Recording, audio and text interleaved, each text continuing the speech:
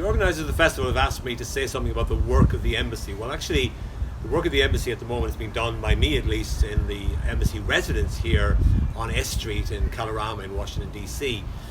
This house was built in 1910 for a man called Frank Delano, who was an uncle of FDR, and so therefore Roosevelt probably spent time in this house with his uncle Frank.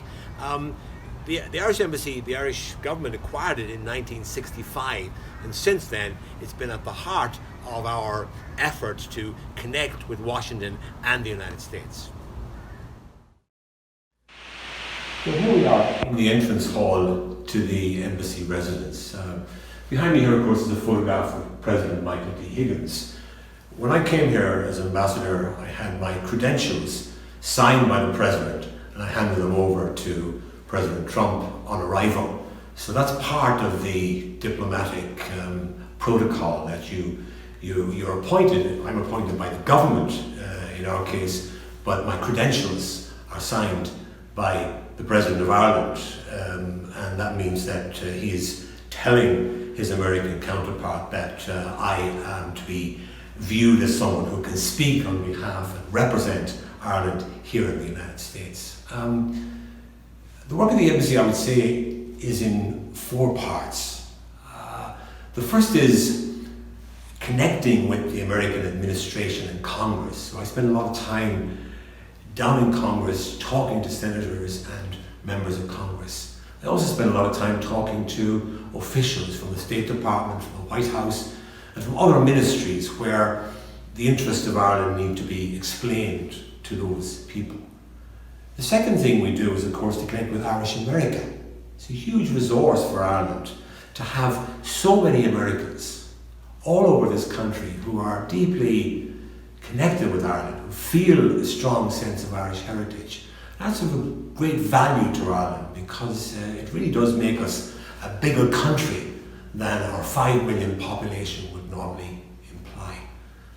The third thing we do here is to work with our Irish state agencies to promote Irish tourism to Ireland, to promote investment into Ireland, and to promote Irish products here in the United States. So typically we might use the embassy here to host a dinner or a reception on behalf of an Irish company that might invite its clients, its customers, to come and have dinner or have a reception at the embassy. And that's one of the ways in which we can use the influence of the embassy to advance Irish interests here in the United States. And then finally, we try to tell Ireland's story. And we do that through our cultural programs and through my travels all over the United States when I speak at think tanks and the media and at universities, all the time trying to explain Ireland to America. And of course, finally, my job entails naturally understanding today's America and conveying that understanding to my colleagues in Dublin and to our government. And that, of course, is greatly aided by the fact that I meet hundreds of people all the time, all over America, who help me to understand this wonderful and fascinating and very diverse country. I'm standing here in the garden of our residence beside a bust of John Hearn. You may ask, who was John Hearn and why does he deserve to be commemorated in this garden? Well, John Hearn was the first full Irish ambassador to the United States. He served here from 1950 to 1960, so 10 years in all. During the war, 1940 to 50, he was ambassador in Canada. And John Hearn was a very interesting character. He came from my hometown of Waterford, and he grew up there and went to college in Dublin and became a lawyer. And after the foundation of our state in 1922, he joined the Department of Foreign Affairs, and he became the Department of Foreign Affairs legal advisor, which meant that he advised the department on matters of international law. In the 1930s, when then Taoiseach Eamon de Valera was planning to write a new constitution, produced a new constitution for Ireland, which eventually was adopted in 1937. He called upon John Hearn as a distinguished lawyer in the Department of Foreign Affairs to help with the drafting work. So much of the legal drafting of our constitution in 1937, which is still the Constitution of Ireland, was done by John Hearn. And some years ago, the city of Waterford decided to commemorate John Hearn by erecting a bust of this great Waterford man in the main square in Waterford. And this is a copy. This is a second copy of that bust that was erected in 2017, just before I came to the United States. So the Waterford City Authorities, knowing that he had been the first Irish ambassador to the United States, kindly donated this bust of John Hearn, a distinguished Waterford man, distinguished Irish man, a distinguished lawyer, and one of the architects of our Constitution. Now, by the way, I mentioned the fact that John Hearn was the first full ambassador to the United States from Ireland. Of course, there were quite a few representatives of Ireland before that time. In fact, the first person to come here to represent Ireland came in 1924, Professor Timothy Smithy. And then after him, a number of others came. But they could not be called full ambassadors because at that time, Ireland was not a republic. But of course, in 1949, Ireland became a republic. And then the following year, we were able to send our first ambassador to the United States, our first full ambassador. And that man was John Hearn, who's commemorated in this fine bust. Here in the hallway of the embassy, we have a bust of the great Irish poet, the Nobel Prize-winning poet Seamus Heaney, which reminds our visitors, I hope, that Ireland has a very strong literary tradition. And one of the reasons why Ireland's a better known country than it would otherwise be as a small country off the coast of Ireland, off the coast of Europe, is that we do have a strong literary tradition. And that is not just a historical one through George Bernard Shaw, Oscar Wilde, W.B. Yeats, John Millington Synge, James Joyce, Sean O'Casey, Beckett. I could go on and on and on. But also, of course, we have many, many contemporary writers who help to tell Ireland's story. As I said earlier, part of our job is to tell Ireland's story. But there's no better way to tell our story, in my view, than to use our literature as a means of explaining the complexities of our country. And we hold a lot of cultural events here at the embassy. For example, recently, we did it virtually, of course, this year, but normally on the 16th of June, we would have a Bloomsday event to celebrate James Joyce's Ulysses. I normally combine that with Yeats Day, which is Yeats's birthday on the 13th of June. So sometime between the 13th and the 16th, we will have a function to celebrate those two great writers. And the interest that people have in Ireland is very often stimulated by their interest in our writers. And that's why I have, over the course of my career, sought to use literature and history as a means of explaining Ireland to people all over the world, including here in the United States. We're in the residence library. You can see all the books on Ireland in the background there. This room is used mainly for smaller events. So for example, when the Taoiseach is here for St. Patrick's Day, the day normally finishes with a dinner here at the embassy for about 60 or 70 of our key contacts, and very often we have senior American politicians coming here and so forth, from both parties, of course, and usually most people stay outside in the main room, but we very often have a smaller group that comes in here to talk with the Taoiseach, just to give a chance for, say, some of our key guests to have a proper conversation with the Taoiseach.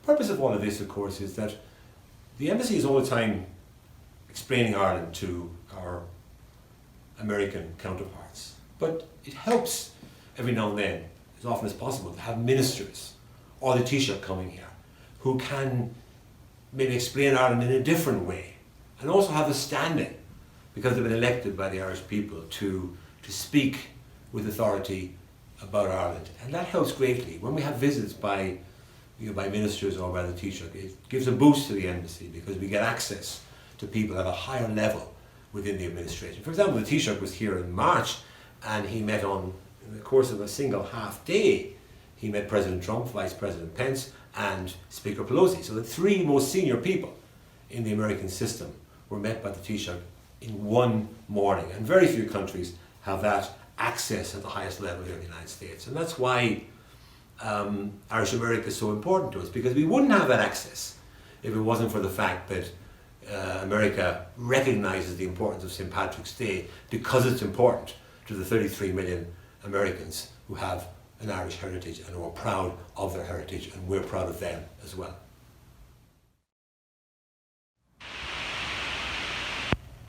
Here we are now in the main reception area of the embassy residence. And this is where we hold most of our larger receptions for maybe 50, 60 or 100 people. They congregate in this room, in the adjacent room, and also on the terrace out there when the weather is suitable. Now, you may ask, what are we trying to achieve through these gatherings? We're trying to bring people in to the embassy, to the residence, who are of interest to Ireland, people that have a connection with Ireland, and we want to grow and develop that connection. So typically, we would have politicians who are connected with Ireland, maybe members of the Congressional Friends of Ireland.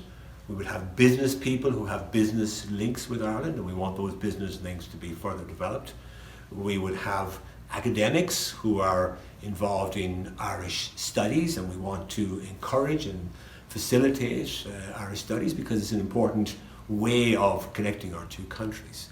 We also have scientists, we have members of the Irish community, members of Irish organisations that come here. We've had all sorts of Irish organisations come here for functions over the years, and that's an important way for us to connect with this great community of Irish descent that we have here in the United States.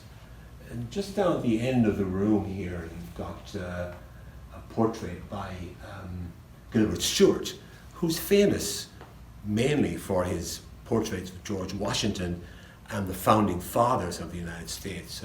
It belongs to the National Gallery of Ireland, but of course this is the ideal location to hang that particular portrait. Around the walls we have paintings by Nathaniel Hone, who was a late 19th, early 20th century Irish painter who was very prolific, and the National Gallery of Ireland has a lot of his works. And then you have here a portrait of a lady by Sir William Orpen, who was again a late 19th, 20th century painter who is highly regarded. And in fact, I believe that the Irish painting that would achieve the highest price ever was a painting by William Orpen, not this painting here, but another one of his works. So finally, just to conclude this tour of the embassy residence, it's a privilege for me to be the 18th ambassador of Ireland to the United States. I've been here now for 2.5 years. I've travelled all over this great country and have tremendously enjoyed the experience of being the ambassador here, of connecting with the various states around the country, with governors and mayors and so on. And also, and in particular in my case, connecting with the wonderful Irish community that we have all over this country. And that's why it's a particular privilege and pleasure for me to speak in this way and to explain the work of the embassy at the Milwaukee Irish Fest, which sadly this year, the Milwaukee Irish Fest, which sadly this year will take place virtually, but I know it will come roaring back again next year, and I look forward to being there for the Milwaukee Irish Fest 2021. So I hope you've enjoyed this brief tour of our embassy residence and the explanation of the things we try to do to promote Ireland and Irish culture and Irish business here in this residence in Washington D.C. on behalf of the government and people of Ireland.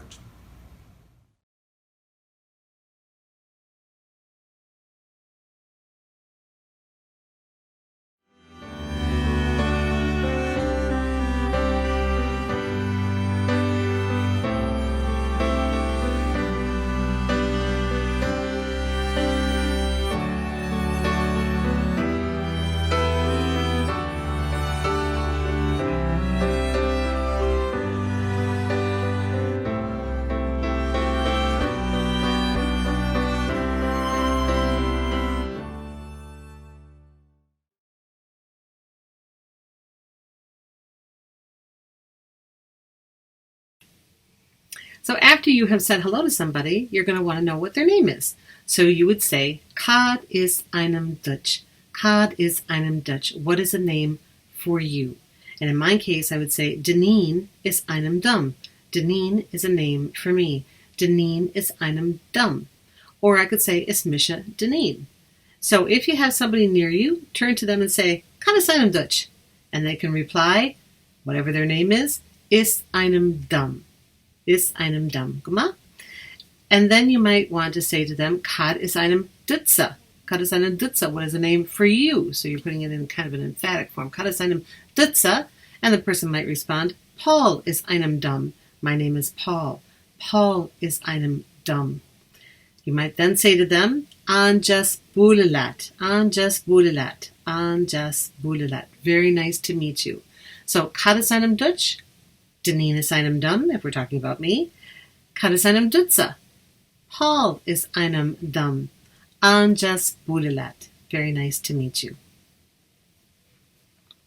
So, being nosy now, after we've asked them their name, we're going to find out where do they live. Kawiltu iddohoni. Kawiltu iddohoni. Where are you in your living? Or where are you in your residence? Notice in a few minutes you're going to see a change between the to and the do in that sentence. So in the response, we get Talme in Mulhall. I am in my living in Madison. Kawiltu iddohoni. Talme in Mulhall in Madison. Kawil she in a honi. Where does he live? So now we've got a difference between the to and the may to she. So that's the he is. Tashe in ahoni. Notice that the I and a running together. Okay, up above we have just in mohoni, in dohoni, in nahoni. In each case, however, the word koni, which is the verb, has an H in it. So you'll notice that there's an H behind that initial C. That's called an aspiration. We're not going to worry about that right now, but that's one of the forms of mutation that happen in the Irish language and, in fact, in some of the other Celtic languages as well. So, Kawiltu iddohoni, where do you live? Talme in Mulhall in Madison. Kawil she in nahoni, where does he live? Ta she in nahoni in Whitefish Bay, maybe. Okay? So, Kawiltu iddohoni, Talme in Mulhall. Agas shide. So now we know where somebody might be living, Kawiltu iddohoni, but we really want to know where are they from originally. So in this case, we're going to use a phrase that says ke asu, or in some parts of the country, kadastich. Ke asu is the one you'll hear me talking about today. So who are you out of is kind of the literal translation. Ke asu, who are your people, maybe, for example. So in my case, I would say, it's out of Madison, me. That's how that breaks down in the English. Is os Madison, me. Is os Erin, tu. Is os Milwaukee, a. So, is os Erin, tu, you are from Ireland. Is os Milwaukee, a, he is from Milwaukee. Is os Mlachlia, e, she is from Dublin. Is os Mlachlia. Come on. So, ke asu, is os Madison, me. So I'm going to ask the question, and you think in your head, how would you respond? Ke asu. Is os, wherever, me. Shane. So Kawiltu iddohoni, agus ke asu.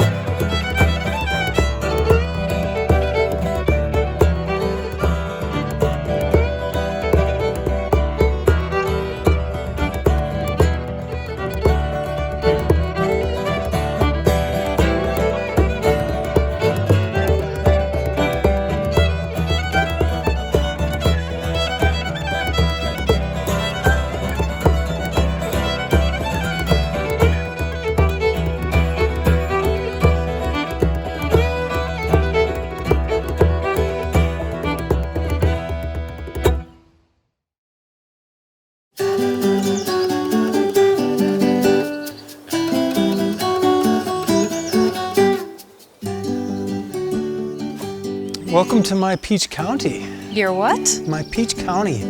My place of zen.